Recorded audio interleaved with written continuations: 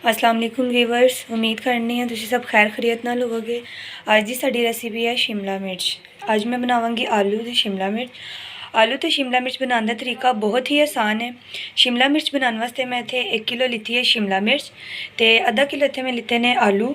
ठीक है, इत्थे मैं 2 तो 3 अदद लिते ने टमाटर ते नाल ही मैं 3 तो 4 अदद हरी मिर्चां छोटी छोटी कटिंग करके मैं ले लेती ने। इत्थे मैं नॉर्मल साइज़ के 2 तो 3 अदद प्याज लिते ने, जेह्ड़े मैं चॉप कर लिते ने, इस साइज़ दे मैं कटिंग कीते ने।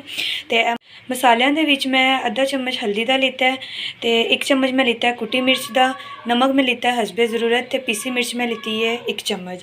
ते तुसी देख सकते हो शिमला मिर्च जिहड़ी है मैं इस साइज़ कट्टी है, तुसी देख सकते हो। बहुत ही आसान है शिमला मिर्च बनाने का तरीका। हुण मैं ऑयल गर्म करांगी, उस तो बाद प्याज ब्राउन करके सारे मसाले ऐड करांगी। हाँ जी वीवर, जो मेरा ऑयल है मैं ऑयल गर्म करने वास्ते रखते सी। मैं प्याज ऐड करांगी। जिस तरह प्याज लाइट ब्राउन हो जाएगा उस तो बाद मैं टमाटर ते हरी मिर्चां शामिल करांगी। नाल ही मैं दूसरे मसाले ऐड कर दांगी, वो मैं ऐड करके तुहानूं दिखानी हूँ। हाँ जी वीवर, तुसी देख सकते हो मेरा प्याज ब्राउन हो चुका है। हुण मैं टमाटर हरी मिर्चां नाल ही सारे मसाले ऐड करांगी। हाँ जी वीवर, जो तुसी देख सकते हो मेरा मसाला चंगी तरह मैं भुनाई कर लिता है। देख सकते हो तुसी ऑयल सारा ऊपर आ चुका है। हुण मैं इहदे विच आलू शामिल करांगी।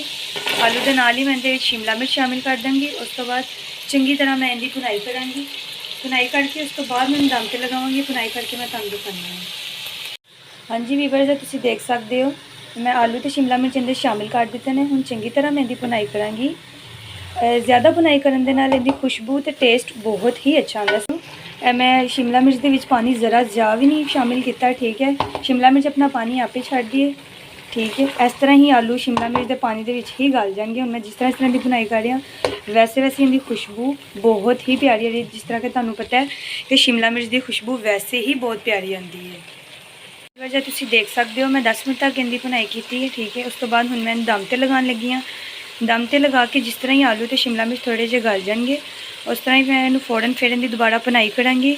5 तो 10 मिनट तक दोबारा भुनाई करके फिर साडी रेसिपी तैयार हो जाएगी। इनकी खुशबू बहुत ही अच्छी आ रही है। हुण मैं तुहानूं रेडी करके फिर दिखानी हूँ। हाँ जी वीवर, जो तुसी देख सकते हो मेरी भुनाई हो चुकी सी, सालन बिल्कुल तैयार हो चुका है। तुहाडे सामने खुशबू बहुत ही अच्छी आ रही है, इनका टेस्ट भी बहुत अच्छा है। सारे मसाले बिल्कुल ठीक ने, घर दे मसाले दे नाल मैं सालन तैयार किया है।